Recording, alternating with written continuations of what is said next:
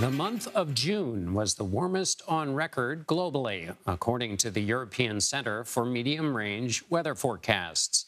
Heat that high has been deadly. Last year, 425 people died of heat-related causes in Maricopa County in Arizona, an increase of 25% over the previous year. Phoenix, which is in that county, has had 14 consecutive days with temperatures over 110. And as the planet continues to warm, this extreme heat will be more dangerous in the future. A team of researchers from the United Kingdom determined that the point at which heat becomes seriously dangerous to humans is between 104 and 122 degrees Fahrenheit. For more on this, I'm joined by journalist and writer Jeff Goodell. Jeff is also the author of The Heat Will Kill You First: Life and Death on a Scorched Planet. Jeff, it's been 110 degrees or more in Phoenix for the last 13 days. What happens to the human body in that kind of weather? Well, heat is very important to, the stability of our entire metabolism. Our body has a pretty narrow range of temperatures of which it can handle. And when it starts to get too hot, our heart starts pounding and it's pushing blood out towards the surface of our skin in desperate attempt to kind of cool that blood down, which it does by, our bodies start sweating. We all know how that feels.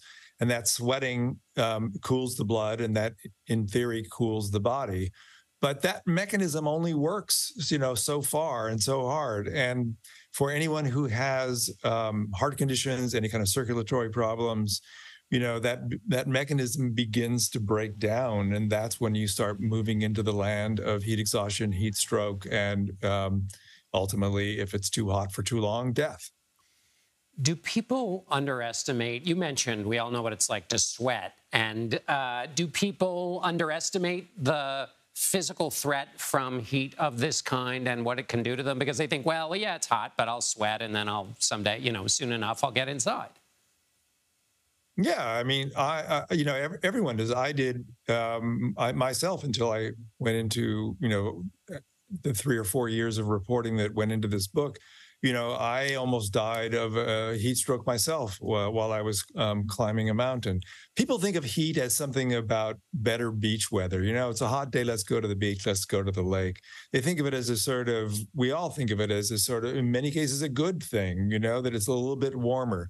But what we don't understand is that there are these thresholds of heat that our body cannot cope with. And as our planet warms up because of the rising amount of CO2 in the atmosphere, and it gets hotter and hotter, we're approaching these thresholds that our bodies cannot handle. And many people don't know what to do and how to handle that heat. And I think getting smart about heat is a really important role for anybody living in our world today. I was struck that you write that the human body, your insides melt and disintegrate, which is, focuses the mind.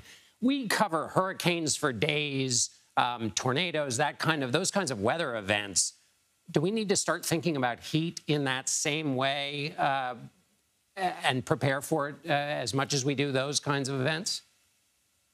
Absolutely. But, one of the difficulties with thinking about heat and preparing for heat is that it's invisible, right? We all know, when a storm is coming, we see pictures of houses, roofs being blown off houses and trees being bent in half. And it's very easy to visualize the threat of a storm or of floods, even drought, you can kind of visualize. The problem with heat is that it's invisible. And so it's very hard to communicate about that. We're seeing more and more attempts at ranking heat waves, naming heat waves, figuring out ways to communicate to people the threat that heat poses in these kinds of extreme conditions. And what, Jeff, in a short-term window, can people do about heat that is this hot and to protect themselves, or as a society to guard against these extreme temperatures? Well, the first thing we have to do is stop burning fossil fuels so that that is what's causing the rise of temperature on the planet, and getting off of fossil fuels as quickly as possible is the number one big picture urgent thing to do. on a personal level, the important thing to do is to understand the risks of heat, to communicate about it with loved ones and others who might be vulnerable. Anyone who has a heart condition, a circulatory problem, on certain medications that impact our heart or circulatory system are more vulnerable. Checking in on people, making air conditioning more accessible to people who do not have it. Cities like Phoenix are opening cooling centers for more vulnerable people to be able to get to.